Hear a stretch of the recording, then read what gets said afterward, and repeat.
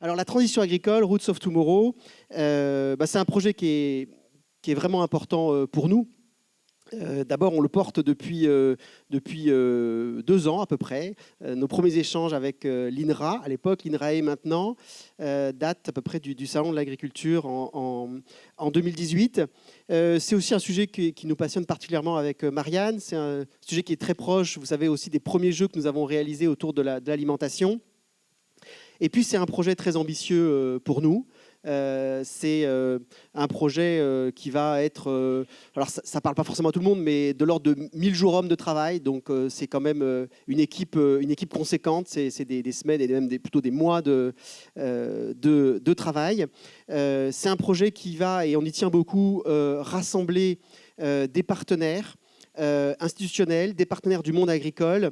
Et donc, je voudrais les citer. Donc, nos partenaires institutionnels donc, autour de l'INRAE que j'ai mentionné, Agrinium, qui est un institut qui anime l'enseignement agronomique et la recherche en France, l'Académie d'agriculture, les régions. Donc on est soutenu par la région Île-de-France et la région Bretagne. Et puis, les premiers acteurs du monde agricole qui nous ont rejoints, ce sont les acteurs de l'élevage, deux interprofessions de l'élevage, donc Interbev et Inapor. Alors bon, Inapor, ça vous dit, c'est la filière porcine, et Interbev, c'est presque tout l'élevage en France, sauf le porc, sauf la volaille, donc essentiellement le bœuf, les ovins, les caprins et les équins. Voilà, j'oublie toujours les derniers. Voilà, donc... c'est surtout ce projet porte l'ambition aussi qu'on a dès le début de cette aventure, c'est-à-dire de faire un jeu à impact, un jeu qui sensibilise les joueurs, un jeu qui réussisse à faire dialoguer le grand public et les experts, le monde agricole. Et donc, au-delà du changement des comportements de chacun, des agriculteurs, qu'on espère bien encourager, ce qu'on veut, c'est vraiment aborder une thématique sociétale, la transition agricole, qui est une thématique qui nous semble majeure parce qu'elle parle d'alimentation, parce qu'elle impacte aussi le climat. Et donc, c'est une problématique qui est au cœur. Donc, c'est cette ambition que nous portons avec Marianne depuis bientôt 4 ans. Et donc, Gamabilis a aussi rassemblé les moyens de cette ambition. Donc, on a levé environ 800 000 € depuis notre création, avec quelques-uns de nos associés actionnaires qui sont dans la salle. Et l'objectif maintenant, c'est de porter des projets de cette taille-là, très ambitieux, sur des changements sociétaux, sur des problématiques sociétales, comme j'ai mentionné, la diversité, qui sont aussi majeures. Voilà, merci à tous d'être venus. Et donc, place maintenant aux experts et aux scientifiques. On va donc dialoguer sur la transition agricole. Merci. Bonjour à tous, je suis Marie et j'ai la chance d'accueillir un panel assez impressionnant aujourd'hui. On va en 2 temps peut-être d'abord profiter de la présence de nos intervenants pour déflorer un peu la complexité à laquelle vont faire face toutes les personnes des Gamabilis qui vont devoir créer un jeu sur les transitions agricoles. Ce sont des sujets qu'on a la chance de lire beaucoup, ce sont des sujets qui s'invitent dans nos assiettes, dans nos maisons. Et on a la chance d'avoir ici des personnes qui y ont réfléchi en profondeur. Donc vous n'aurez peut-être pas le temps d'expliquer tout ce que vous avez travaillé. Et néanmoins, on est assez curieux de vous avoir. Ensuite, Marianne nous fera un plan plus précis peut-être de la manière dont elle a conçu le jeu, dont ils ont conçu le jeu, la façon dont le jeu peut traduire les sous-tendus techniques imaginaires. Et puis ensuite, ils seront tout à vous. Donc vous pourrez leur poser les questions que vous voulez. Je vous invite à d'ores et déjà vous y préparer. Donc nous avons la chance de recevoir aujourd'hui Marion Guillou, qui est la présidente d'Agrinium, sous Vincent l'a présentée, membre du Haut Conseil pour le climat, ce qui ne gâche rien, et elle a rendu un rapport sur l'agroécologie, et sans doute ça fera partie du débat. Nous avons aussi Christian Huyghe, qui est ici, qui est le directeur scientifique de l'agriculture à l'INRA. INRAE, pardon, moi j'ai pas suivi les débats sur les acronymes. Sur l'INRAE, et Gilles Salva, qui est directeur général délégué de l'ANSES. Je ne me suis pas trompée, ça n'a pas changé. Et Marianne, pour ceux qui ne la connaissent pas, mais j'imagine qu'il y en a peu, elle est associée de Gamabilis, Game Director, et c'est elle la réalisatrice du jeu Roots of Tomorrow. Là, on a augmenté ma voix un peu. Ouais. Alors, je vais peut-être vous passer le micro. Donc, je pose la question et je vous passe le micro, parce que sinon, on va se faire mal aux oreilles. Donc, Christian, je commence par vous. Alors, on se fait de la transition agricole des images un peu fantasmées. On se dit qu'il y aura des exploitations qui seront totalement technologiques, des sortes de smart cities agricoles. En réalité, je crois que ceux qui font route se sont rendus compte qu'il n'y avait pas une transition, mais des transitions. Est-ce que vous pourriez nous éclairer un tout petit peu sur la complexité de ce sujet-là qu'on imagine assez premier degré? Alors, si vous avez 2h30, je veux bien, mais vous n'avez pas 2h30. Non, en fait, cette question, la transition des exploitations agricoles, telle que vous le présentez, signifie que vous avez une attente de simplicité. Et en fait, on est face à deux grands mouvements qui doivent coexister. C'est la transition du contexte auquel les exploitations agricoles doivent faire face. Tout le monde parle de changement global, mais les changements, il y en a beaucoup. Il y a une transition alimentaire à l'échelle mondiale qui est extrêmement forte, une transition alimentaire au niveau national qui est très significative aussi, dans la relation à la fois de ce que les gens mangent, mais dans la relation qu'ils ont avec leur alimentation. Il y a une transition extrêmement forte de l'environnement, sur lequel on a, pour une part, l'agriculture à peser, et pour une part, d'autres structures pèsent. Le changement climatique est une évidence absolue aujourd'hui, et on sait que ça va avoir des impacts absolument considérables sur l'agriculture. L'agriculture étant, par rapport au changement climatique, à la fois un émetteur de gaz à effet de serre, donc un responsable, impacté par, et une solution. Et donc, c'est tout ça qu'il faut réussir à faire coexister. On a un environnement qui est extrêmement impacté sur la partie biodiversité. Quand on dit ça, et là où l'agriculture joue un rôle absolument considérable dans cet impact-là, alors quand je dis ça quelque part, on dit bah oui, mais c'est pas nous qui sommes responsables de la disparition des éléphants. C'est vrai. Mais par contre, la disparition de la biomasse d'insectes en France, en Europe, c'est l'agriculture qui est massivement responsable parce que c'est le grand occupant du territoire. Et puis là où il y a une dernière transition très forte, c'est sur l'image que la société projette sur l'agriculture ou a de l'agriculture. Donc on a toute une série de transitions. Et puis en face de ça, il y a le rêve ou l'impression que l'on a que l'agriculture est homogène. L'agriculture, elle n'est pas homogène du tout. Alors il y a N filières, mais au sein de chaque filière, il y a une très très grande diversité d'agriculture et de formes d'agriculture. Pourquoi ? Parce qu'il y a un effet du lieu. Parmi les différentes activités économiques, l'agriculture fait partie des activités qui sont le plus impactées par les conditions où elles exercent. Par construction, l'agriculture est exposée au climat et au sol. Donc, de fait, il y a une très forte dépendance. Mais c'est aussi très dépendant du choix des agriculteurs. C'est très dépendant de la localisation où ils sont. C'est dépendant de l'histoire des agriculteurs. Et en fait, ce que l'on voit aujourd'hui, c'est que dans l'histoire de l'évolution de l'agriculture, la variance au sein d'une même orientation technico-économique, elle est plus grande aujourd'hui qu'elle n'a jamais été. Et il y a des transitions extrêmement intéressantes qui se font. C'est par exemple, il n'y a jamais eu autant d'entrants non agricoles qu'aujourd'hui, ce qui en fait, ça veut dire des sources d'autres façons de faire. Alors pas en nombre, mais en proportion, parce que mes collègues de la PCA vont dire non, on a regardé les chiffres, et en nombre, c'est pas vrai, mais en proportion, c'est les proportions les plus élevées. Et puis ce que l'on voit aussi, c'est des proportions très élevées de femmes qui deviennent chefs d'exploitation. Et tout ça, et puis si vous lui dites oui, les femmes, mais oui, puis dans Gamabilis, enfin Root of Tomorrow, il y a des femmes chefs d'exploitation. Non, en fait, les femmes jouent un rôle absolument considérable. Je me souviens d'avoir été responsable de l'organisation d'un gros congrès en 2002 sur les prairies, et on a fait intervenir une sociologue suisse, franco-suisse, sur la perception de l'environnement. Et en fait, cette étude de sociologie montre que les hommes et les femmes n'ont pas du tout la même perception de l'environnement. Et donc, de fait, l'arrivée de jeunes femmes à la tête d'exploitation change fondamentalement. Et donc, c'est une réponse incroyablement longue par rapport à une question simple. Les transitions, il y en a beaucoup qui jouent en même temps. Il y a une grande diversité, et il ne faut pas la nier. Et la difficulté que l'on a, c'est pas une difficulté, le défi que nous avons, c'est de construire collectivement des futurs désirables. Parce que s'il n'y a pas de futur désirable, on a des cultures communes assez fortes. Bon. Par contre, s'il n'y a pas de futur désirable, ça ne permet pas d'avoir un espace où on peut travailler ensemble. Et donc, si vous n'avez pas cet espace commun, vous avez des zones de confrontation. Et ça, le défi face auquel on est, dans le domaine de la transition. Merci. Les futurs désirables, c'est joli. Marion, j'ai une question vraiment simple pour vous. Comment est-ce qu'on peut résoudre l'équation d'une agriculture qui serait à la fois respectueuse de l'environnement, bénéfique pour notre santé, et qui permettrait aux agriculteurs de vivre de leur travail? 2h30 aussi. Bon, alors je ne suis pas sûre qu'elle soit beaucoup plus simple que celle que vous avez adressée à Christian. D'abord, si on veut qu'il y ait quelque chose qui marche, il faut des signaux cohérents.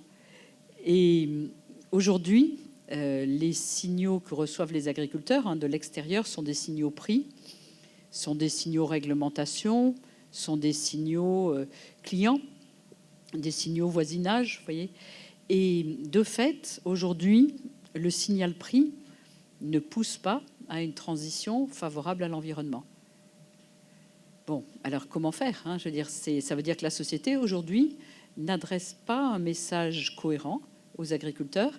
Le discours est il faut changer pour l'environnement et la santé, et la réalité des prix n'est pas cohérente avec ce message-là. Qui d'autre? Bon, donc, le marché n'adresse pas de signaux favorables à la convergence de votre cahier des charges un peu impossible, à votre rêve, votre futur désirable pour la société. Alors après, qui pourrait adresser des signaux aux agriculteurs? Si ce n'est pas le marché, ce sont les pouvoirs publics. Donc là, comment faire en sorte que les messages publics soient des messages, là aussi, désirables, c'est-à-dire, si possible, pas seulement une liste de contraintes et de réglementations, parce que ça ne libère pas beaucoup l'imagination et la créativité quand on est soumis à beaucoup de contraintes. Donc il y a certainement une part de contraintes. Il y a au niveau européen et au niveau national, il y a un certain nombre de règles de base. Et puis l'idée, ce serait de pouvoir utiliser les politiques incitatives, et en agriculture, il en existe, à travers la politique agricole commune, de rendre cohérent ce futur désirable que vous décrivez, c'est-à-dire bon pour l'agriculteur, bon pour le consommateur et bon pour l'environnement. C'est un petit peu ça, le mouton que vous nous avez dessiné. Si ça ne marche pas avec le marché, il faut que les pouvoirs publics ils corrigent l'image avec les instruments de politique publique, donc les réglementations ou les incitations par la subvention, notamment par les subventions agricoles de la PAC. Donc, d'où l'idée, quand même pas totalement folle, qu'il faudrait que la PAC 2020 prenne ça en compte. Et puis le troisième acteur possible, enfin, il y a une gamme d'acteurs intermédiaires, bien sûr, qui sont les clients directs des agriculteurs, mais globalement, c'est le consommateur. Celui qui pourrait changer le paysage, c'est celui qui achète le produit. Et bon, là aussi, c'est pas totalement cohérent. Les distributeurs vous disent que le consommateur, quand on l'interroge, il dit je voudrais des circuits directs, un produit, enfin des produits divers, etc. Puis quand il achète, et encore pire, quand il est dans une cantine en restauration collective, les signaux qu'il adresse au marché, là aussi, sont pas toujours cohérents et homogènes. Donc, en fait, il faut se demander comment, finalement, les donneurs d'ordre, que sont les industriels, les transformateurs, donc le marché, si vous voulez, les consommateurs, qui devraient les consommateurs citoyens, qui ont un pouvoir pour adresser un message, et les pouvoirs publics, comment tout ça, ça fait que les messages adressés aux acteurs permettent de construire ce mouton à trois pattes idéal, là, qui est bon pour l'agriculteur, bon pour la santé et bon pour l'environnement. Aujourd'hui, ça n'est pas le cas. Donc, il faut repenser ce cadre d'exercice.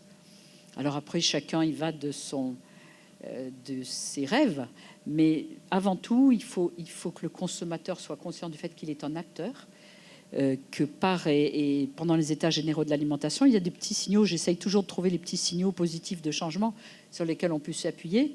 Dans le groupe que j'animais, le groupe numéro 8 des états généraux, il y avait un représentant de la distribution. Quand j'avais fait mon rapport sur l'agroécologie, les distributeurs m'avaient dit: le consommateur, il est prêt à payer plus cher quand il y a de la santé derrière, ou une promesse de santé, le bio pour ses enfants. C'est comme ça qu'il m'expliquait les choses.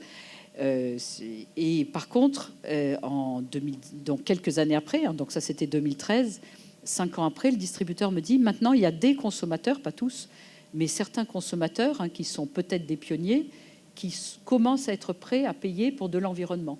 C'est-à-dire pour une promesse d'environnement, du moment qu'ils ont l'impression qu'on les balade pas trop, c'est-à-dire que c'est clair à lire et que ça leur paraît garanti. Donc c'est-à-dire que le monde a un peu changé. Bon, après, le signal politique, il faut l'adresser puisqu'il y a un débat public qui démarre sur la PAC 2020. Et puis, donc, il y a une réforme de la PAC 2020. Vous voyez, il y a des canaux d'action. Parce que l'obstacle n'est pas technique. Et c'est c'était la question que Stéphane Le Foll nous avait posée en 2013. Est-ce qu'il existe des solutions pour faire ces agricultures agroécologique, donc vivable pour l'agriculteur, viable et vivable pour l'agriculture, et bonne pour l'environnement. Et la réponse technique, elle n'était pas ça, mais oui, il existe des techniques pour faire. La PCA est là, et je veux dire, ils ont des réseaux de conseillers. Il existe, c'est pas un manque de moyens techniques, c'est un manque de moyens techniques déployables dans des conditions économiques possibles pour l'agriculteur. Voilà, et puis après, là aussi, il y a des graines d'espoir. Quand vous allez voir ce qu'a fait Terrena dans l'ouest de la France, quand vous allez voir ce qu'a fait Cali Sud, enfin, sur le terrain, il y a des gens qui ont changé des choses, sans attendre le grand changement de l'ensemble des paramètres à la fois. Donc, il y a des possibilités et il y a des endroits où ça se fait. Merci, j'entends qu'il n'y a pas forcément d'obstacle technique, que c'est pas ça le sujet. Alors vous, Gilles, vous avez travaillé sur le bien-être animal, ça va peut-être vous surprendre tous ici. J'ai envie de vous demander pourquoi vous êtes là, à part que vous avez été invité. Mais ma vraie question, c'est pourquoi est-ce qu'on inclurait la recherche du bien-être animal dans ces transitions ? Alors, je suis là parce que j'ai vu de la lumière et je suis rentré. Mais alors, pourquoi inclure le bien-être animal ? Si j'étais hypocrite, je vous dirais parce qu'on doit bien ça aux animaux qui nous nourrissent. Et c'est une bonne réponse, philosophiquement. Je pense que c'est une bonne réponse et c'est une réponse qui est portée par un certain nombre de philosophes de l'alimentation et qui est juste, si j'étais très pragmatique et très marketing, je dirais c'est parce qu'il y a une demande de la société qui est de plus en plus forte. Et c'est un peu tout ça. En fait, le bien-être animal a commencé à s'immiscer dans le marché de la viande en particulier, mais des produits animaux d'une manière générale, quand on a eu une inversion des courbes de population entre les villes et les campagnes, et quand on a été, il y a 50 ans, on avait tous dans notre famille un agriculteur, quasiment, parce que la population active agricole était beaucoup plus importante. Et donc on avait l'occasion de passer à la ferme quand on allait voir un oncle, une tante, un grand-père. Et on a une certaine coupure entre le monde des villes et des campagnes, y compris d'ailleurs à l'intérieur du monde des campagnes, parce que de plus en plus les villes gagnent sur les campagnes avec les grandes banlieues des métropoles. Et il y a des gens qui vivent en campagne et qui s'installent à côté d'un éleveur de porc et qui, au bout d'un moment, trouvent que ça sent pas bon. C'est vrai, ça arrive de temps en temps. Et qui vont se plaindre que ça sent pas bon et éventuellement éviter... je veux dire, répondre négativement à des enquêtes d'utilité publique sur l'extension des élevages, etc. Donc il y a vraiment, chez les urbains aussi, ce conflit qui peut exister. Et en fait, il y a une coupure entre la perception que les consommateurs avaient de la manière dont on élevait les animaux, coupure qui a été aussi, image qui a été aussi entretenue par la publicité, par des tas de choses, et la réelle façon dont on les élevait. Et ce qui fait que cette différence de perception fait que moi j'ai beaucoup travaillé par exemple dans la filière avicole, et quand je vois un élevage de 1000 mètres carrés de poulets en claustration qui sont propres, qui ont bien accès à leurs mangeoires, à leurs abreuvoirs, je dis c'est un bel élevage avec des beaux animaux bien conformés. Je dis c'est un bel élevage. Vous montrez ça à la majorité des consommateurs, ils vont vous dire c'est un univers concentrationnaire.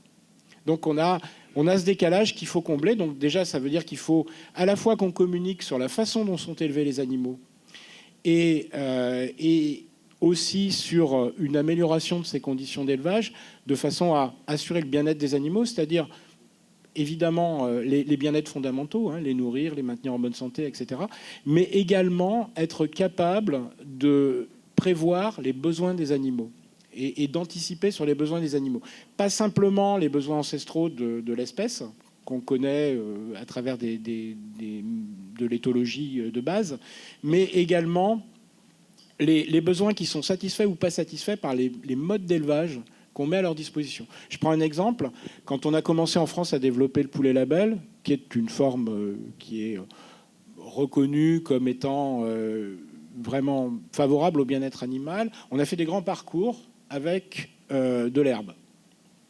Vous faites un grand parcours avec de l'herbe, le poulet il sort le nez de la trappe, il va à 5 mètres de la trappe et il ne va pas plus loin parce que les poulets, fondamentalement, la poule de jungle, elle a peur des rapaces. Les rapaces, ça vient d'en haut. Donc si vous ne leur mettez pas une haie pour qu'ils longent la haie et qu'ils soient protégés du ciel en gros, ou des arbres, pour qu'ils se mettent sous les arbres, ils sortent pas beaucoup finalement. Donc on a besoin de comprendre tout ça. Et je dirais que à la fin, le bien-être animal, on en a aussi besoin parce que des animaux qui sont dans un bon état de bien-être, dont on a satisfait les besoins, qu'on a entretenus dans de bonnes conditions d'hygiène, sont moins sensibles à un certain nombre de maladies. Et dans les années 80-90, quand j'ai commencé à travailler, parce que vous avez remarqué que je commence à avoir un peu d'âge, on parlait de la santé comme premier facteur de bien-être pour les animaux. Et on a un peu inversé le paradigme. Maintenant, on fait du bien-être pour la santé. Parce que le premier facteur de santé, c'est le bien-être. Et pas l'inverse. Et donc, de plus en plus, on va développer des méthodes d'élevage qui vont nous permettre à la fois d'assurer le bien-être et une bonne santé des animaux. Alors, pas contre des maladies qui, à elles seules, sont mortelles. L'influenza aviaire, si vous avez un oiseau sauvage qui se pose sur un parcours et qui est porteur de l'influenza aviaire, malheureusement, l'élevage va mourir, même si les animaux sont dans un état de bien-être. Bon, c'est une maladie suffisamment grave à elle seule pour provoquer ça. Mais on a un certain nombre de maladies d'élevage qui représentent l'immense majorité des problèmes de santé chez les animaux, qui peuvent être réglés par une amélioration des systèmes d'élevage. Et c'est là-dessus qu'on travaille maintenant, en fait, parce que à la fois, on a besoin des poulets labels, des poulets bio, qui sont élevés en liberté. Mais pour reprendre l'exemple du poulet, on a aussi besoin de poulets pour faire des nuggets. Alors, la perception de bien-être sur les nuggets, elle est moins forte parce que les gens, quand ils mangent des nuggets, en fait, inconsciemment, ne mangent pas du poulet. Ils mangent un produit transformé où on ne reconnaît plus trop le poulet, c'est vrai, mais pour autant, c'est du poulet, il faut du poulet pour le produire, dans des conditions de bien-être qui soient différentes de celles qu'on a actuellement et qui satisfassent la demande du consommateur. Donc, on a eu une période où la pression réglementaire était la plus forte sur le bien-être animal. Actuellement, la Commission européenne a dit « Nous, on fait un stop sur la réglementation sur le bien-être parce qu'on voit bien que les distributeurs, les consommateurs vont beaucoup plus loin dans leurs demandes que ce que nous, on est en mesure d'imposer par la réglementation. » Merci. On voit le bien-être et santé, les nôtres et ceux des animaux en miroir. Vous parlez des poulets bio et ça fait ma transition pour vous, Christian. On est dans Paris, on est un peu dans le royaume du yaka manger bio. Il faut qu'on fasse du circuit court, tout ça Naturalia au coin de la rue. Est-ce qu'au fond, on peut tous manger à terme bio et circuit court et est-ce que c'est ça la solution ? C'est une très bonne question. Donc, en fait, est-ce que vous savez... Il y a à peu près 20 millions d'habitants en Paris et sa région parisienne. Est-ce que vous savez de quelle surface agricole on a besoin pour nourrir ces gens-là ? Si vous avez un régime qui est très très peu carné, qui est dans la cohorte Bionutrinet Santé, ils ont regardé les gens qui mangent le moins carné dans cette partie-là, eh bien, il faut à peu près 7 millions d'hectares. Dessinez 7 millions d'hectares autour de Paris et vous dites je vais faire un truc qui est court. Donc, ça ne peut pas être local. Alors, le circuit court, vous allez dire, mais c'est pas ça la définition, il n'a rien compris, il n'a pas révisé. C'est vous avez très peu d'étapes transformées. Vous n'avez qu'une étape de transformation. Je ne sais pas ce que vous avez mangé ce midi, ça ne me regarde pas. Mais en fait, il est très peu vraisemblable que vous n'ayez mangé que des légumes. Gilles parlait des nuggets. Les nuggets, c'est un produit qui a été transformé et plusieurs fois transformé. Et donc, de fait, le circuit ne peut pas être local et il ne peut pas être court. C'est juste un problème de taille de la ville. C'est ce que disait Gilles tout à l'heure. Le fait qu'en France, aujourd'hui, on a à peu près 80% des gens qui vivent en ville. Alors, la ville, elle a sa définition de l'INSEE, mais des gens qui vivent en grande ville, il y en a une très, très grande partie. De fait, ils sont physiquement déconnectés. Donc, vous avez besoin de toute le rôle pratiquement premier aujourd'hui de l'industrie agroalimentaire. C'est le premier principe de la thermodynamique, c'est de concentrer les choses pour que ça arrive en ville le plus facilement possible. Donc le circuit court, il ne faut pas le rêver. Par contre, qu'il y ait une partie de localité dans ce que l'on mange permet de favoriser la réappropriation de la réalité biologique. Moi, j'adore, dans Paris, de voir des gens qui font pousser des tomates dans des bacs. Parce qu'ils ne produisent rien du tout. Ça crée une activité, parce que vous avez des pépiniéristes qui vendent. Mais surtout, ça a un énorme avantage, c'est que vous retrouvez la réalité biologique. Les gens qui font ça et qui découvrent que leurs tomates, elles meurent très très vite de mildiou, c'est une bonne découverte de ce qu'est la réalité biologique. Voilà. Donc ça recrée ce lien-là. Alors après, peut-on manger bio ? En fait, c'est très compliqué. Alors, il y a des tas d'études aujourd'hui et un rapport de l'IDRI qui a été publié il y a un peu plus d'1 an maintenant, qui est remarquable de ce point de vue-là, par tout ce qu'il dit et par tout ce qu'il ne dit pas. L'hypothèse posée par l'IDRI, c'est peut-on généraliser l'alimentation biologique? Et donc, ils ont pris la cohorte Bionutrinet Santé en prenant la frange de la population qui mangeait le moins de produits animaux. Et donc ces franges-là, donc je vous ai donné la réponse tout à l'heure, il faut avoir 3500 mètres carrés pour nourrir une personne pendant 1 an en moyenne. Alors que ils appellent ça des consommateurs conventionnels, mais en fait c'est la frange qui est la moyenne de la consommation, il faut 4500 mètres carrés. La différence, c'est le secteur animal et la part des produits animaux que l'on consomme. Et les animaux, quand vous faites de la viande, pour faire 1 kg de poulet, pour avoir 1 kg de protéines de poulet, il faut lui avoir donné à peu près 4 kg de protéines de grains. Donc ça fait beaucoup de surface. Et donc le rapport de l'IDRI dit, oui, on peut nourrir tout le monde. En fait, c'est pas en bio. On peut nourrir tout le monde à condition qu'il y ait une transition alimentaire forte. En gros, ça veut dire qu'en fait, on ne parle pas du bio, on parle de la transition alimentaire. C'est pour ça que je disais tout à l'heure, dans les transitions, il y a celle-là qui compte de façon absolument massive. Deuxième élément, c'est bio. Qu'est-ce qui est bio aujourd'hui? En fait,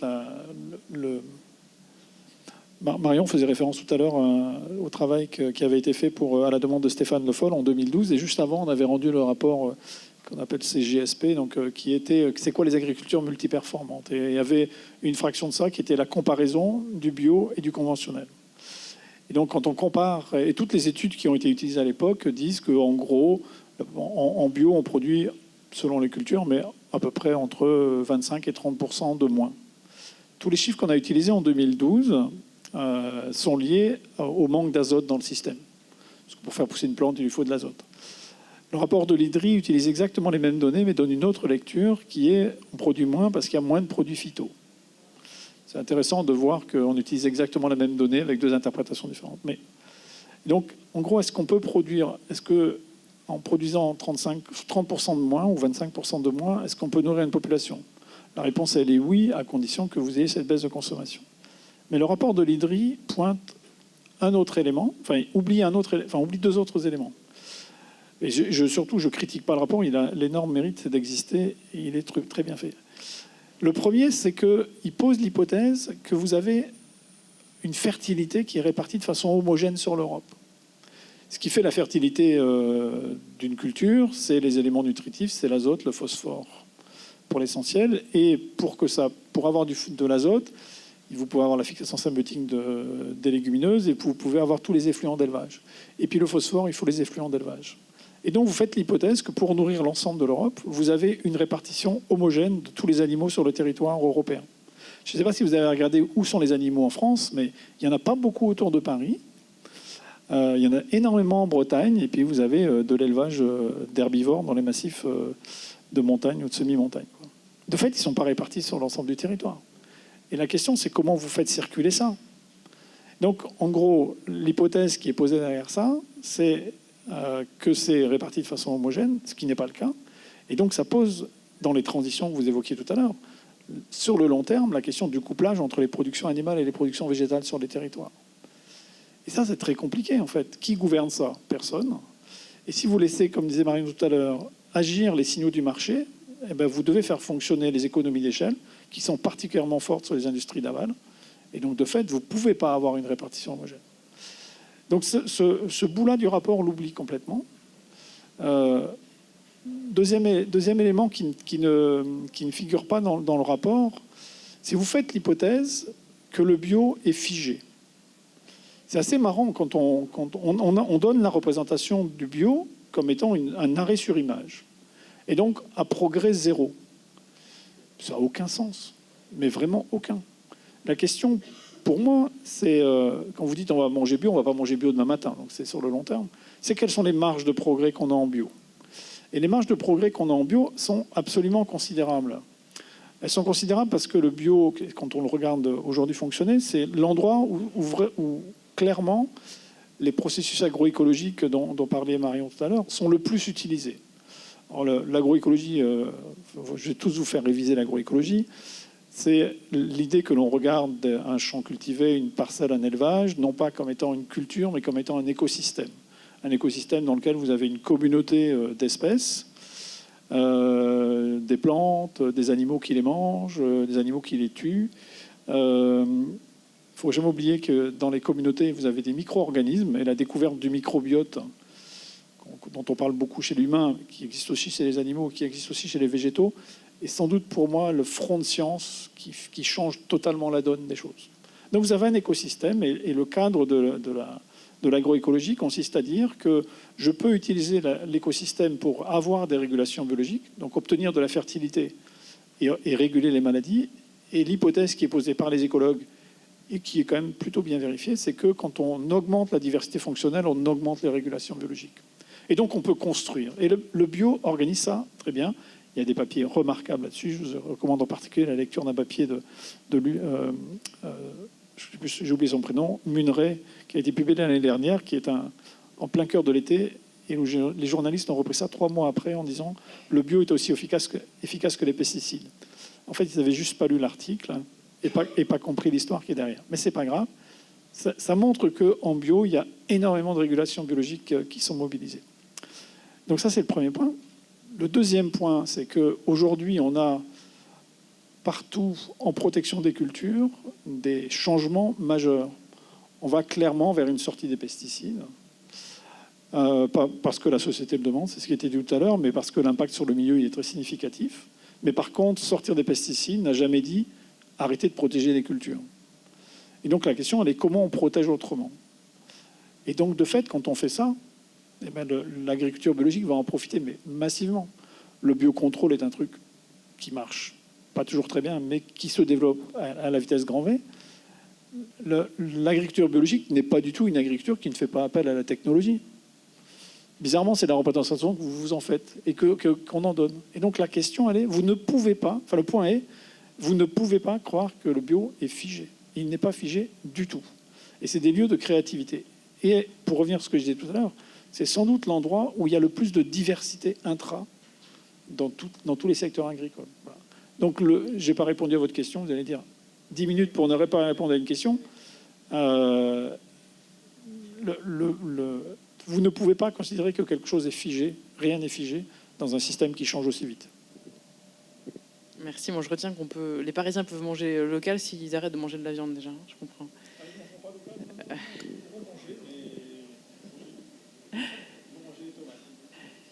Gilles, vous parliez de la place des exploitations et même de l'activité agricole dans l'imaginaire français qui a baissé. La question que je voudrais vous poser, Marion, c'est comment se positionne la France aujourd'hui dans les transitions à venir? Est-ce qu'on est bien positionné en termes de technologie, en termes de volonté, en termes de tout ce qui n'est pas technologique dont vous parlez tous?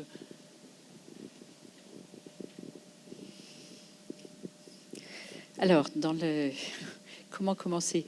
D'abord, la France s'est bien positionnée sur les questions agricoles et alimentaires du fait de la nature. C'est-à-dire qu'on a, et quand on parle climat, on se dit qu'on a de la chance d'habiter ici et pas plus au sud, quelque part dans la zone subsaharienne. Hein. Donc, de fait, on a des terres, de l'eau et un climat qui reste, malgré les extrêmes. Hein, quelquefois, en ce moment, il y en a, mais il y en a régulièrement et les extrêmes seront de plus en plus courants. Mais on a quand même un pays qui est favorable à l'agriculture et un pays dans lequel il y a des agriculteurs formés et il y a tout un milieu qui entoure l'agriculture, hein, que ce soit l'agrofourniture, que ce soit les conseils autour des agriculteurs, que ce soit l'aval, qui est bien développé. Alors, beaucoup de petites entreprises. Hein, par rapport à d'autres pays, on a beaucoup plus de petites entreprises et il y a quelques entreprises dites grandes, mais qui, à l'échelle mondiale, sont pas dans les plus grandes. Hein. Et donc, oui, il y a un milieu en France qui est favorable à l'agriculture et à l'alimentation. Et c'est sans doute aussi lié, alors après, quelle est la poule, quel est l'œuf, c'est plus compliqué à dire, mais c'est aussi lié au fait que les gens sont attentifs à leur alimentation, qu'il y a une culture alimentaire, qu'il y a des régimes alimentaires, enfin voilà. Donc oui, la France s'est bien placée de ce point de vue-là. Alors après, est-elle bien placée dans les transitions actuelles? disons qu'il y a un certain nombre de réflexions qui ont démarré en France un petit peu plus tôt qu'ailleurs. Quand on parle de l'agroécologie, moi je me souviens d'être, après être partie de l'INRA, je suis allée vite donc auprès de la FAO dans le comité d'experts et puis dans les centres de recherche agricoles internationaux. Et de fait, les réflexions françaises étaient plutôt en avance. Donc il y avait ici et là, au Brésil, enfin on trouvait des gens qui y avaient réfléchi individuellement dans tous les pays. Mais par contre, sur un mouvement un peu coordonné de réflexion sur une transition, on était plutôt en avance. Donc sans doute là aussi parce qu'il y avait une demande de la société. Vous savez, quand on parle de la nature, là je diverge un peu, ce qui est embêtant pour le temps, mais c'est très frappant de voir quand on parle de la nature. En France, on parle de terrains cultivés, des agriculteurs qui sont autour, parce qu'on est un pays assez dense. Quand vous allez aux États-Unis ou en Australie, l'agriculture c'est une industrie, parce qu'il y a tellement de place pour la nature que la manière de regarder les pratiques agricoles est très différente dans des pays selon la densité de l'habitat. Et c'est très très frappant de voir sur beaucoup de questions agricoles à quel point ça donne un point de vue du consommateur citoyen qui est très différent. Donc tout ça pour vous dire, est-ce que la France est bien placée? Oui, la France plutôt que d'autres a pensé aux moutons à trois pattes que vous citiez au démarrage, parce que les Français font attention à leur alimentation, que l'alimentation a été traditionnellement plutôt un facteur de santé. Souvenez-vous, les régimes méditerranéens, etc. Enfin, je veux dire, une alimentation plutôt équilibrée par la tradition alimentaire ces dernières années. Donc, le mouvement agroécologique, le citoyen urbain, comme le disait Gilles, s'est intéressé à qu'est-ce que ça donne pour mon environnement immédiat, qui est un environnement agricole, pour un certain nombre de gens quand ils ne sont pas strictement au centre-ville. Donc, oui, la France a démarré ses réflexions plus tôt que les autres. Et le groupe d'experts auprès de la FAO donc, a été interrogé au début. Je me souviens, quand on était dans le groupe international, il était presque mal poli de parler d'agroécologie. Alors, au bout d'un moment, on a eu le droit de parler de pratiques agroécologiques, à condition que dans la phrase d'à côté, il y ait les biotechnologies. Vous voyez, au niveau international, il y a des compromis qui se font, mais on a pu commencer à parler de pratiques agroécologiques. Et ça devait être en 2017. Le comité de sécurité alimentaire mondial a commandé un rapport au comité d'experts sur l'agroécologie dans le monde. Donc, c'est vous dire que les choses diffusent. Et quand on a fait un colloque à la FAO, il y avait des Chinois qui racontaient leurs pratiques agroécologiques, des Brésiliens. Ça, c'était plus habituel puisqu'ils avaient commencé des pratiques, enfin, ils nous ont enseigné même des pratiques assez innovantes. Bon, et il y avait des gens de toutes les zones du monde. Donc, c'est dire que ce sont des mouvements qui restent marginaux dans tous les pays, enfin, sauf les pays qui n'ont pas le choix et qui font de l'agroécologie sans le savoir, quand vous n'avez pas de facteur de production. Bon, voilà. Donc là, je ne parlerai pas de ça, mais dans les pays qui repensent des pratiques agroécologiques modernes, utilisant les facteurs que disait Christian, la conception de système, ça se répand un peu partout, mais la France a démarré plus tôt que les autres, oui. Et alors, ce qui est intéressant, c'est de voir maintenant, il y a des discussions au niveau international. Je pense que c'est des discussions pour dire, oui, il y a l'agriculture technique, l'agriculture de précision, qui sait être plus efficace vis-à-vis des facteurs de production et qui est plus favorable à l'environnement, en général, pas systématiquement, mais en général. Et puis, mais qui est une agriculture qui évolue un petit peu par rapport aux pratiques actuelles, mais peut-être plus accessible par rapport au modèle dominant. Et puis il y a l'agriculture qui utilise la biodiversité, enfin qui utilise l'écosystème, qui elle est plus transformationnelle.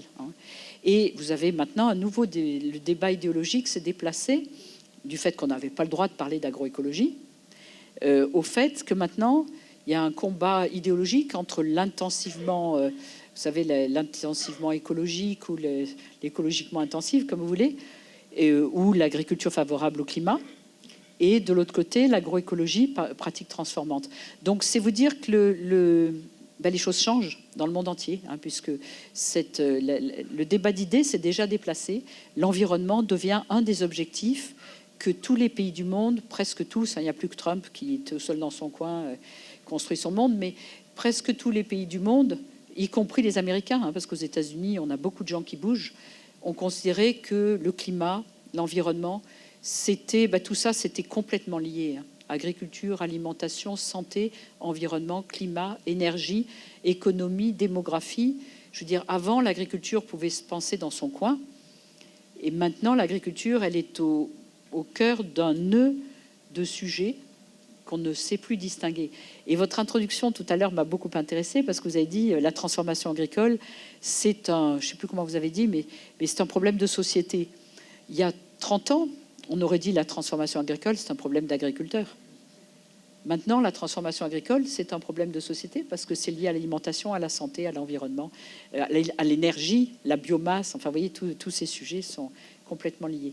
Donc oui, là, je pense qu'on peut dire que la France a un petit avantage, mais que maintenant, c'est un modèle, enfin, c'est une réflexion qui secoue un peu toutes les zones du monde. Merci. Alors, je retiens que notre obsession collective pour la nourriture nous a quand même donné un temps d'avance à un moment donné. Et Gilles, je voudrais vous parler d'un sujet, pour le coup, qu'on a vraiment tous entendu récemment, puisque l'ANSES a rendu un rapport au gouvernement sur la distance recommandable entre les exploitations qui utilisaient des produits phytopharmaceutiques et les habitations. Alors la question, moi, c'est pas sur la distance, parce que vraiment, j'y connais rien, mais est-ce que le sens de l'histoire et des transitions, c'est pas quand même d'éloigner le plus possible l'utilisation de ces produits par rapport aux habitants ? Alors d'abord, juste une petite explication technique pour commencer sur ce que sont les zones de non-traitement. En fait, c'est une notion qui correspond à la façon dont on instruit nos dossiers d'autorisation de mise sur le marché. Quand un industriel soumet un dossier d'autorisation de mise sur le marché, il doit avoir testé avec un certain type de rampe pour les cultures basses et un certain type de rampe de pulvérisation pour les cultures hautes. Il doit avoir testé à 3 et 5 mètres pour les cultures basses et à 10 mètres pour les cultures hautes l'exposition des riverains.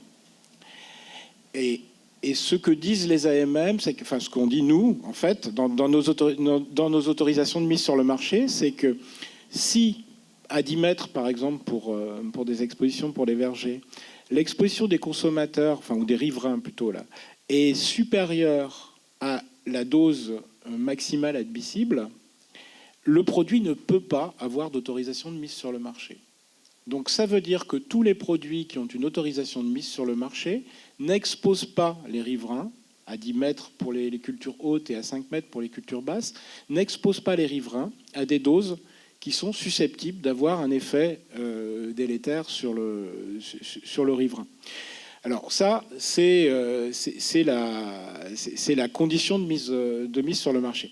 La question des zones de non-traitement, c'est l'ambiguïté entre, enfin, qu'est-ce qu'on doit assurer nous en tant que, enfin nous collectivement, l'État en tant que porteur aussi de la santé publique, on doit assurer qu'on n'expose pas les gens à des choses qui pourraient les rendre malades.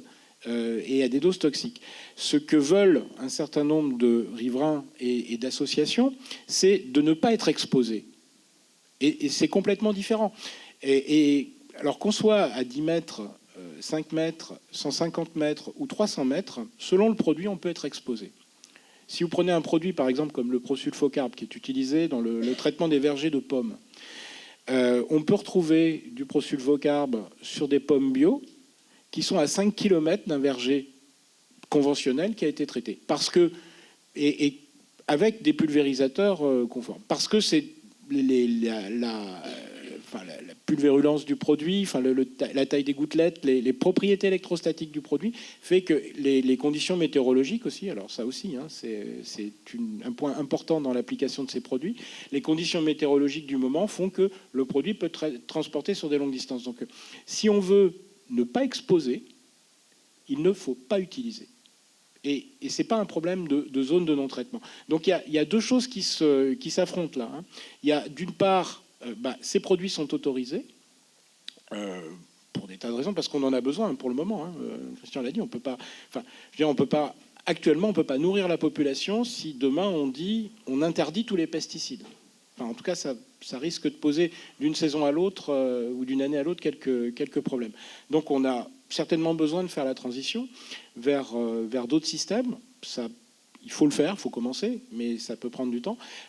Par contre, on ne dit pas, quand on utilise ces produits, que si on est suffisamment loin, on n'est pas exposé. Voilà. C'est un petit peu c'est un peu technique comme explication, mais et c'est aussi pour ça qu'il y a plein d'ambiguïtés et pas mal de gens qui jouent sur cette ambiguïté pour je dirais, colporter des messages qui ne sont pas réels. Hein. Et nous, on n'a pas dit qu'il fallait traiter jusqu'à 5 mètres des habitations. On a juste dit les produits dont on autorise la mise sur le marché à 5 mètres n'exposent pas les consommateurs à des doses toxiques pour ces produits. Alors ça, c'est produit par produit. Après, on peut toujours aussi arguer du fait qu'en étant exposé à un cocktail de produits, parce qu'il n'y a pas qu'un traitement sur une culture parfois, pas toujours, mais parfois, en étant exposé à un cocktail de produits, on peut être malade sur le long terme parce qu'on est exposé à un cocktail. Ça, c'est des effets qu'on essaye d'étudier au mieux qu'on peut. C'est ce qu'on appelle l'exposome. Hein. En gros, c'est l'ensemble des expositions chimiques auxquelles on est soumis. Alors, je rappelle aussi que parmi les expositions chimiques auxquelles on est soumis, y compris aux produits phytosanitaires, il y a les produits qu'on utilise à la maison. Et on vient de rendre aussi une enquête sur qui s'appelle Pestiome, sur à quoi on est confronté dans nos habitations en ville, avec les produits ménagers qu'on utilise. Vous verrez, les résultats sont pas forcément très très bons pour les consommateurs français. Et on avait appelé cette table ronde les transitions peuvent-elles nous sauver du glyphosate. J'avais envie quand même de vous entendre chacun une phrase ou deux dessus. Et après, on écoutera Marianne. Quand vous m'aviez envoyé la question, j'avais réagi en disant que se sauver du glyphosate, c'est un terme un peu bizarre, assez parisien, peut-être. Et on peut être sauvé du déluge éventuellement, Noé s'y est attaché. Sauver du glyphosate, c'est un peu compliqué. En fait, la question qui est posée par le glyphosate, au-delà du fait qu'avec Gilles, il y a des choses qu'on ne peut pas dire parce qu'on est en train de travailler sur des saisines et donc on n'a pas le droit d'évoquer là-dessus. En fait, la question du glyphosate, elle est je vais dire trois éléments. Ça fait un peu trinitaire, cette histoire, mais en fait, le glyphosate est un produit qui est d'une efficacité redoutable. Efficacité à tout point de vue, c'est extrêmement facile à utiliser. Hein. Tous les jardiniers du dimanche, ils ont vu une plantouse, ils collent du glyphosate dessus, ça marche à tous les coups. Il ne faut pas qu'il pleuve dans les 30 minutes qui suivent, quoi. Donc bon, ça va. Et quand il risque de pleuvoir, vous ne sortez pas dans le jardin. C'est facile à préparer. Ça ne coûte rien. Aujourd'hui, chez les agriculteurs, 1 litre de glyphosate coûte 5 €. Bon. En fait, c'est un produit qui... la pire nouvelle qui est arrivée au glyphosate, c'est quand la molécule est tombée dans le domaine public en 2000. Quand le glyphosate commence à arriver... Gilles rappelait ces jeunes années 1990. Moi, j'ai remonté encore un cran en arrière. Le glyphosate a commencé à être beaucoup utilisé en agriculture en 1980, tout début des années 80. À l'époque, quand vous deviez en euros, les francs de l'époque travaillaient convertis en euros et donc sans prendre en compte en aucunement l'inflation, ça coûtait 80 €. Donc avec l'inflation, vous auriez aujourd'hui un coût à l'hectare d'à peu près 400 € d'application du glyphosate. À l'époque, on appliquait le glyphosate exclusivement sur les quelques plantes dont on avait vraiment besoin pour se débarrasser, dont on avait besoin du glyphosate pour se débarrasser. Donc en gros, les vivaces. Le fait que ce soit tombé dans le domaine public et que ça ne coûte plus rien fait qu'on a eu tendance à généraliser ça et à l'utiliser pour résoudre des problèmes qu'ont créé par ailleurs des impasses. Et par exemple, aujourd'hui, en grande culture de céréales, on a une difficulté puisqu'on a utilisé pour pratiquement toutes les cultures de rotation qui se sont simplifiées progressivement. On utilise une seule classe d'herbicides, ça s'appelle les sulfonylurées. Et donc, on a de plus en plus des flores qui deviennent résistantes aux sulfonylurées. Et en gros, il y a 2 espèces, du vulpin et du régras, qui sont devenus résistants. Et en fait, ce n'est pas un problème parce que c'est des espèces qui produisent des graines. Les graines germent très vite. Vous laissez germer, vous passez un coup de glyphosate dessus, vous pouvez recommencer. Et en fait, c'est là que le glyphosate est devenu une forme de perversité parce que, en fait, c'était trop facile, peu cher, et vous pouviez l'utiliser pour corriger à peu près tout. C'est un peu comme si vous avez fait une cathédrale et vous avez une clé de voûte qui est le glyphosate. Vous pouvez faire ce que vous voulez dans la cathédrale, ça tiendra. En fait, c'est ça un peu la difficulté. Puis il y a un deuxième problème sur le glyphosate, c'est qui l'a créé. En fait, vous dites glyphosate et vous savez que dans la minute qui va suivre, quelqu'un va vous dire Monsanto. C'est quand même absolument merveilleux, quoi. Chose intéressante, Monsanto vendait le glyphosate sous la marque Roundup. Je ne sais pas si vous allez en jardinerie, il y en a qui doivent y aller une fois de temps en temps, vous pouvez encore acheter du Roundup. Il n'y a plus de glyphosate dedans.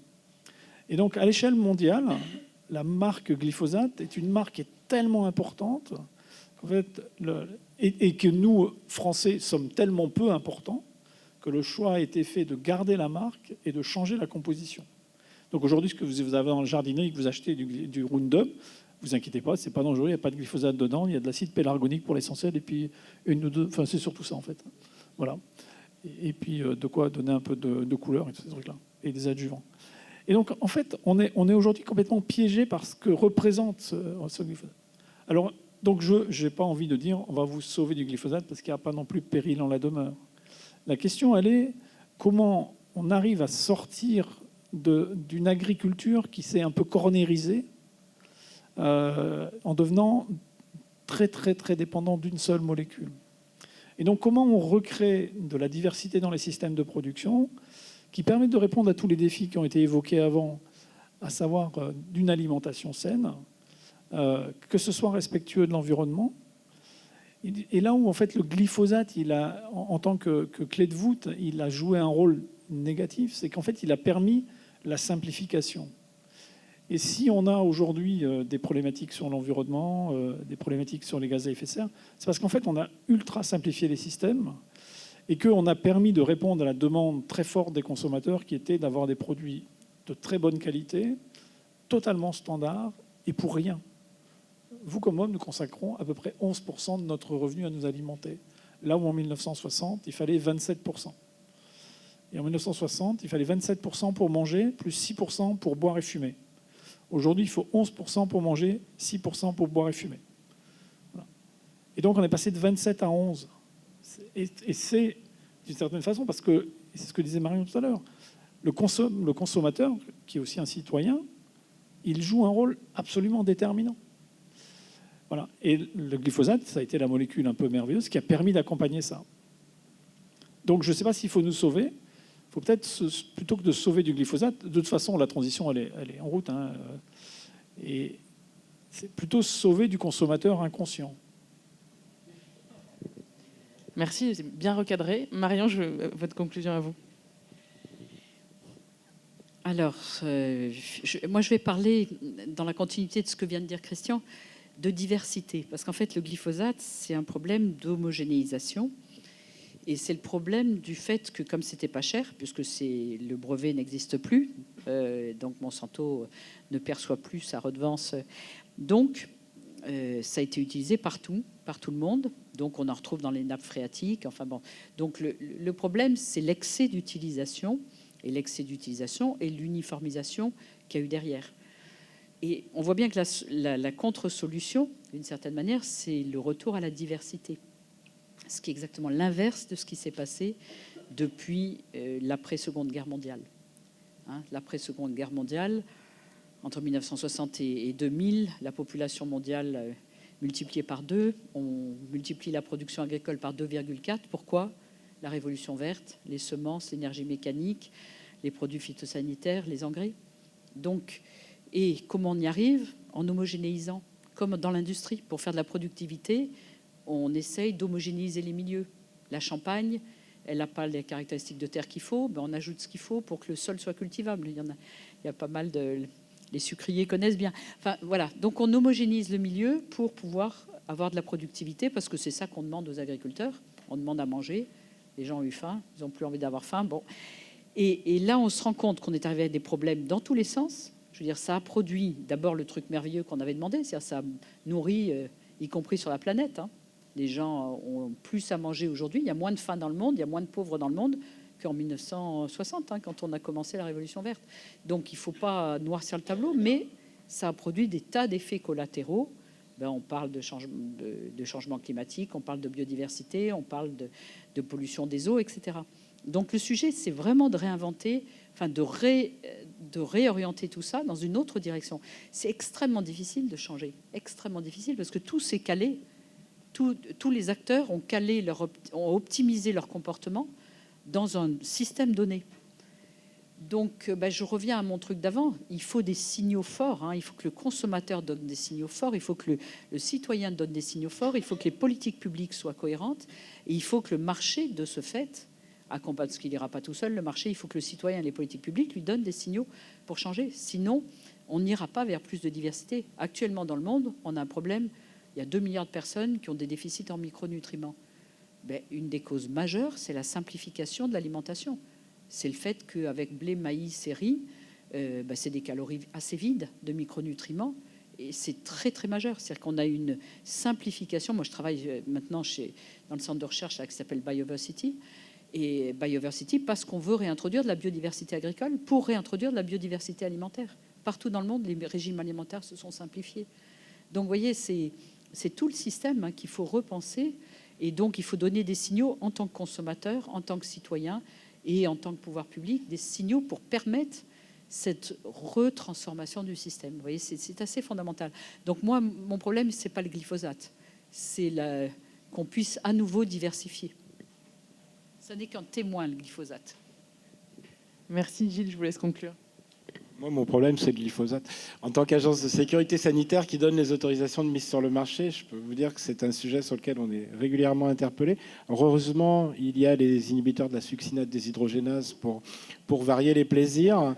Mais ce que je veux dire sur le glyphosate, c'est que, alors déjà, nous, on délivre des autorisations de mise sur le marché. C'est vrai que c'est une molécule, comme Christian et Marion l'ont expliqué, qui a été un petit peu diabolisée.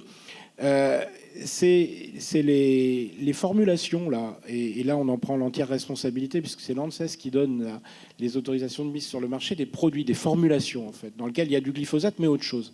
Et par exemple, il y a 3 ans maintenant, on a retiré 135 formulations du marché parce qu'elles contenaient un coformulant qui s'appelle la taloamine, qui, glyphosate plus taloamine, rendait ces formulations toxiques.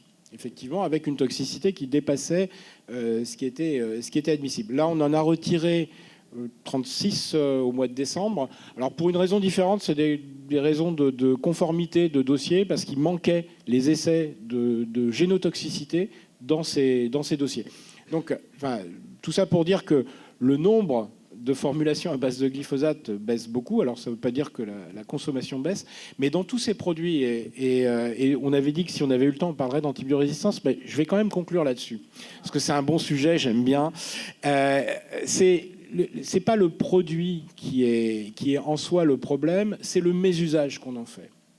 Et les antibiotiques sont des très bons produits, et vous ne pouvez pas soigner une maladie infectieuse bactérienne si vous n'avez pas d'antibiotiques. Vous pouvez la prévenir, il y a des vaccins, vous ne pouvez pas la soigner sans antibiotiques. Pour autant, on a diminué, pour les antibiotiques critiques, c'est ceux pour lesquels l'homme et l'animal sont un peu concurrents pour bien soigner les maladies, on a diminué de 90% l'utilisation des antibiotiques critiques en 5 ans. Il y a des plans gouvernementaux qui marchent. Éco-antibio, ça marche. Éco-phyto, c'est un petit peu plus difficile. Mais comment on a diminué sur 90% ces antibiotiques critiques, 37-40% maintenant sur l'ensemble des antibiotiques? On n'a pas changé fondamentalement, et il va falloir le faire parce qu'on ne va plus gagner grand-chose, on n'a pas changé les modes d'élevage. Par contre, on a changé les usages des antibiotiques. C'est-à-dire qu'on a arrêté de les mettre en prévention. Donc, en gros, on a arrêté qu'il y ait quelques animaux, on a attendu qu'il y ait quelques animaux malades avant de les traiter, en gros. Donc, les vétérinaires ont changé leurs pratiques. On a aussi, et on parlait du prix de ces produits, pour les antibiotiques, on a énormément taxé ces produits et on a limité la marge des vendeurs, qui sont les vétérinaires, pour les antibiotiques. On a limité la marge des vétérinaires à 12%, ce qui correspond à peu près aux frais généraux. Et donc, en gros, ça veut dire que quand ils vendent des antibiotiques, c'est pas là-dessus qu'ils gagnent de l'argent.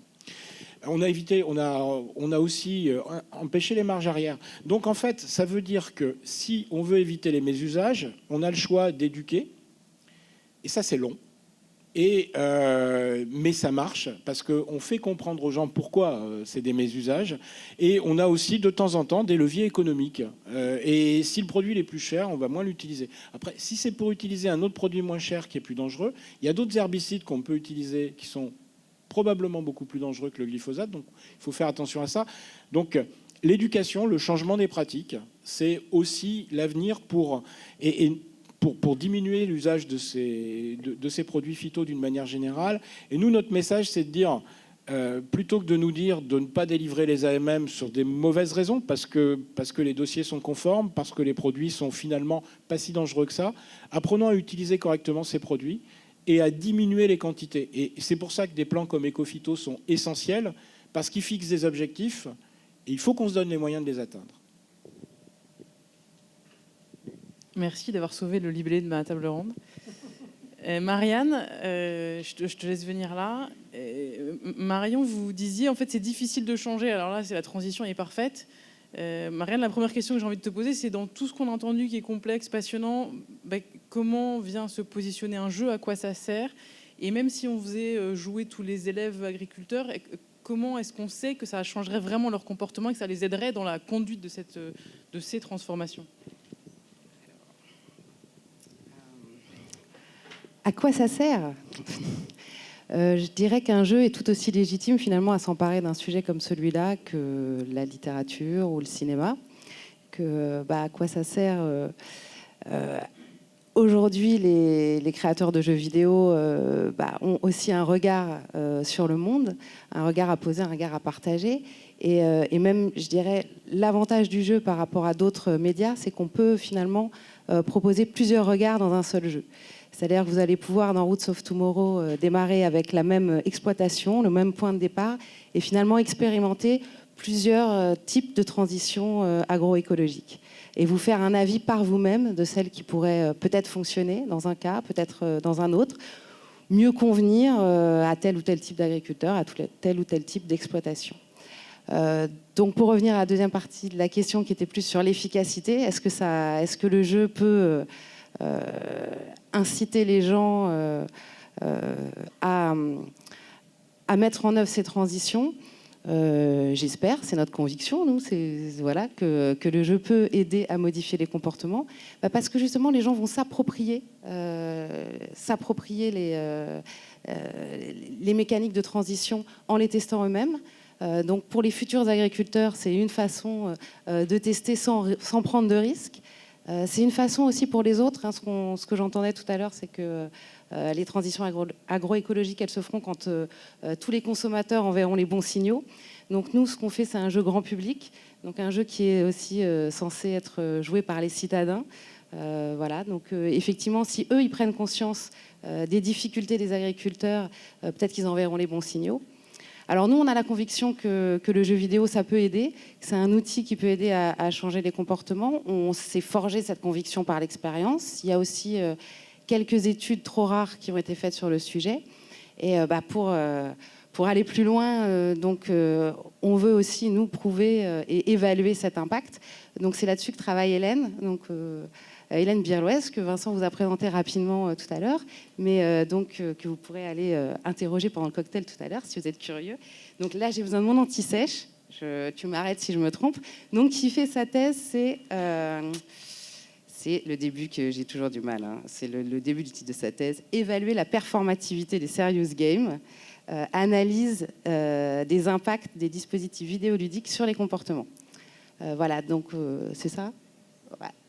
Donc vous avez remarqué, on parle des dispositifs vidéoludiques et pas juste de jeux vidéo, parce que même si on croit effectivement que le jeu peut changer un certain nombre de choses, le jeu ne changera pas, n'est pas un outil magique qui ne changera pas tout seul. Il s'inscrit dans un dispositif ou dans des dispositifs plus larges d'accompagnement. Bien entendu, les jeunes agriculteurs, quand ils vont tester dans Roots un type de transition, ils ne vont pas aller directement l'appliquer comme ça. Ils auront sans doute besoin d'être accompagnés par des acteurs locaux, par des agriculteurs, des interpros, des chambres d'agriculture. Enfin, voilà, le jeu, c'est un outil qui doit s'ajouter au dispositif qui existe, mais qui n'est pas l'alpha et l'oméga. Juste avant de te repasser le micro, pour en revenir à la recherche, donc, si jamais certains d'entre vous êtes intéressés par les travaux d'Hélène, n'hésitez pas à aller lui parler et n'hésitez pas si nous on cherche des gens pour des entretiens, voilà, pour les différentes études d'impact qu'on fait, que ce soit pour Roots, mais aussi sur d'autres projets. Voilà, donc n'hésitez pas si ça peut vous intéresser. Merci. On a entendu les différentes approches de ces sujets, on a entendu l'intensité scientifique de ces sujets. Ma question, c'est comment est-ce qu'on peut être très rigoureux, très scientifique, très riche dans un jeu et à la fois aussi addictif parce que c'est drôle, parce que c'est fun, parce qu'on joue. Comment on concilie ces deux choses-là? C'est le problème, il faut faire un bon jeu. Alors, non, mais effectivement, c'est un des enjeux de ce projet. Mais finalement, c'est d'abord le côté comment est-ce qu'on vulgarise dans un jeu vidéo, voilà. Et ensuite, bon, comment est-ce qu'on fait quelque chose de ludique? Je dirais que c'est presque une autre question. Alors, comment on va vulgariser? Je pense dans un jeu comme encore une fois, dans d'autres médias, c'est pas si compliqué. Toute la difficulté, c'est l'équilibre. C'est le balancing entre jusqu'où on va, où est-ce qu'on met le curseur. Alors, moi, j'ai souvent travaillé sur des projets où on travaillait avec des experts. C'était parfois des scientifiques, parfois des historiens, et où on arrivait à faire des jeux qui faisaient rêver, qui embarquaient les gens. Donc là, on va les faire rêver, j'espère, en parlant des futurs désirables. Et pour mettre en scène ces futurs désirables, en fait, rien que la façon dont on va organiser la production, on a une équipe de production qui sont des experts du jeu vidéo, et on a une équipe, on a un conseil scientifique et on aura des experts qui vont eux apporter leurs connaissances. Et déjà le dialogue entre ces deux entités, ça va forcer chacun finalement d'un côté les experts scientifiques à synthétiser, à sortir c'est quoi vraiment, qu'est-ce qui est important dans le message à transmettre. Pour que nous on le comprenne et pour qu'on puisse et nous on va leur renvoyer, on va leur proposer notre traduction en gameplay, en mécanique de jeu, des mécaniques qu'ils vont nous décrire, et là ils vont nous dire oui, ok, c'est peut-être marrant, mais là vous trahissez telle ou telle donnée. Enfin, ça va vraiment être dans cet échange et dans les playtests qu'on va faire par la suite. Alors je ferai quand même un petit mot sur la cible. C'est une des difficultés. Donc on a une cible, on s'adresse à des adultes, des adolescents et des adultes, mais effectivement, encore une fois, on va s'adresser parfois à des spécialistes et parfois à des gens qui n'y connaissent rien. Et donc là, pour réussir à ce que chacun y trouve son compte, il y a un vrai travail sur tout ce qui est interface, ergonomie, qui va être quels sont les paramètres qu'on choisit d'exposer, les fonctions qu'on choisit, sur quoi est-ce qu'on donne la main aux joueurs. Et ça, ce travail-là, c'est ça qui va faire en sorte que le jeu il va être accessible. Et c'est jouable. Si vous prenez votre téléphone, votre iPhone, c'est un système complexe et pourtant vous avez un bouton et vous arrivez à faire plein de trucs avec. L'idée, c'est que notre interface, elle soit comme ça. Que ceux qui vont pas vouloir rentrer dans les détails, ils vont avoir des indicateurs très, très généraux qui vont leur permettre de comprendre en gros, mon exploitation a une performance environnementale correcte. Et puis il y a des gens qui vont cliquer sur la petite icône info à côté, qui vont découvrir comment est-ce qu'on calcule c'est quoi la performance environnementale, comment on la calcule, c'est quoi ses composantes. Tiens, il y a une question de biodiversité, mais comment je fais pour augmenter la biodiversité sur mon exploitation? Je plante des haies, voilà. Donc en fait, l'idée, c'est qu'on propose vraiment une interface et un jeu qui est plein de niveaux de lecture et plein de profondeur. Du coup, peut-être juste sur la fin, tu peux nous dire avec ton complément, peut-être donner aux gens ici un peu la couleur du jeu. Voilà, comment ça va être, qu'est-ce qu'on va y faire, qu'est-ce qu'on va jouer à quoi avec ce jeu? Alors, donc on va jouer à transformer les exploitations agricoles. Donc l'idée, c'est qu'on démarre avec une exploitation. Donc il y aura plusieurs situations de départ. Je ne les dévoile pas encore ce soir, mais ce sera l'objet d'une prochaine réunion sans doute.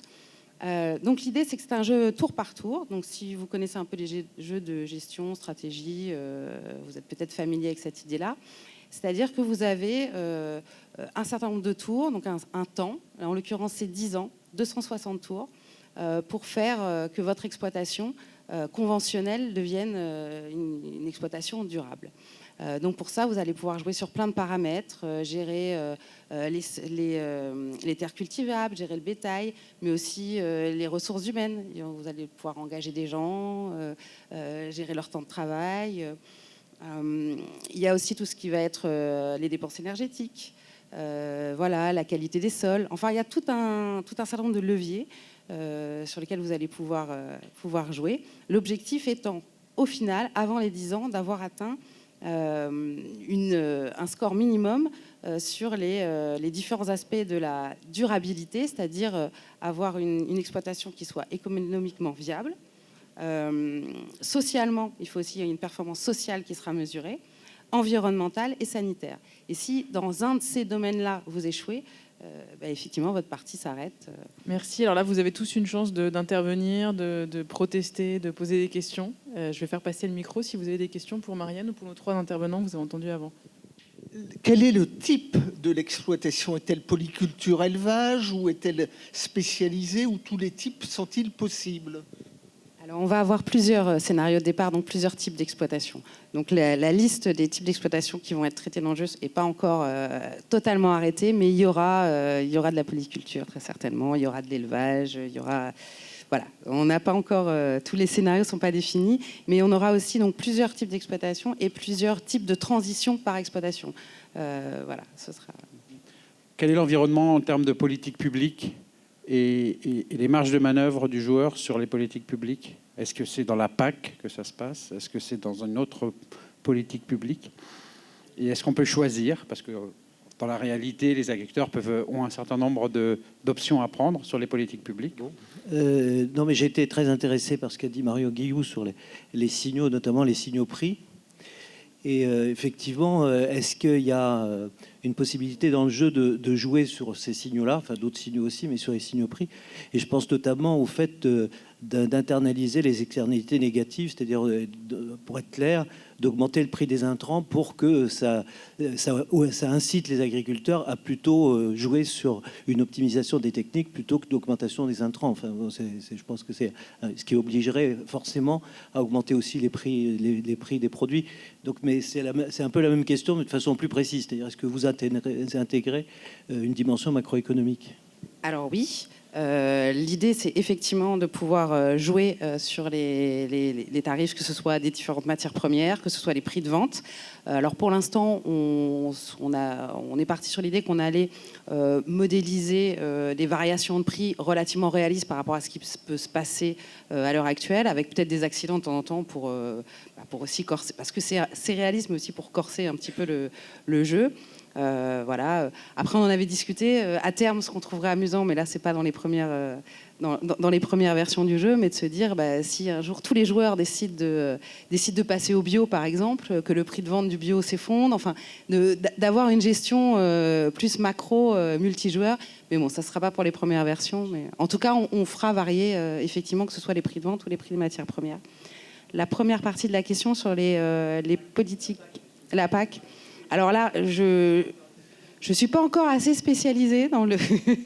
mais disons que tous les dispositifs... L'idée, c'est effectivement que donc les exploitations et les joueurs, et donc les agriculteurs qui vont incarner, sont dans un territoire avec les données de ce territoire et qu'elles soient aussi les données législatives. Donc effectivement, il va falloir jouer avec ça et et il peut y avoir pendant le jeu des événements qui sont des changements de législation. Voilà. Ce qui peut arriver dans la vie d'une exploitation, sur 10 ans, les lois changent. Par exemple. Une dernière question? C'est une question plus de type jeu. Est-ce que vous avez prévu plusieurs niveaux de jeu avec des complexités variables et aussi des éléments plus variables du type climatique, événements climatiques? Oui, alors déjà, effectivement, sur une même situation de départ, au-delà des différences de scénarios qui vont être impliqués par les choix des joueurs, il va y avoir un peu d'aléatoire. Typiquement sur le climat, effectivement, les événements de changement de législation aussi peuvent être des éléments aléatoires. On va avoir comme ça un certain nombre des joueurs qui auront plus de chances que d'autres. Donc il y aura cette dimension-là. Il y aura des différents niveaux de difficulté. Oui. C'est sur cette typologie de jeu-là, ça me paraît important parce qu'il y a des gens qui vont avoir un profil plus casu, qui ont besoin d'être accompagnés. Ce dont j'ai pas tout à fait parlé, je le fais rapidement tout à l'heure, sur la question de faire un jeu, de faire ça ludique. Pour que les gens aient une bonne expérience de jeu, on va dire, il faut qu'il y ait pour eux un équilibre entre le défi, le challenge et la récompense. Qu'on atteigne ce qu'on essaye, enfin le Graal pour les game designers, c'est que les joueurs soient dans un état de flow, c'est-à-dire qu'ils soient... ils ils aient un challenge, quelque chose d'un petit peu difficile à faire, mais qui soit à leur portée. Mais le flow, en fait, c'est quelque chose qu'on atteint dans le travail, dans la création, qu'on atteint dans l'apprentissage. C'est pour ça que je pense que le jeu, c'est un bon outil d'apprentissage. C'est parce qu'à un moment, on va être face à un défi qui est à notre portée, mais qui nous demande de nous dépasser un peu. Et donc, c'est pour ça que la gestion de la difficulté, elle est super importante, surtout sur un jeu comme ça. Donc, il y aura aussi potentiellement, alors ça, c'est en réflexion, une possibilité parfois de paramétrer des parties, voilà, pour justement peut-être faire parfois des parties. Là, on est parti sur des parties sur 10 ans, peut-être faire des parties plus courtes, parce que là, on est sur une durée de vie de 6 heures environ de jeu, voilà, sur une partie. Merci beaucoup à tous de votre présence. Merci à tous les 4 pour la qualité de ce qu'on a entendu ce soir. Si vous avez d'autres questions sur le jeu, ils restent là, on les coince, ils ne bougent pas, donc vous pouvez les voir. Et surtout, voilà, un verre apéro de l'amitié. Merci encore à tous.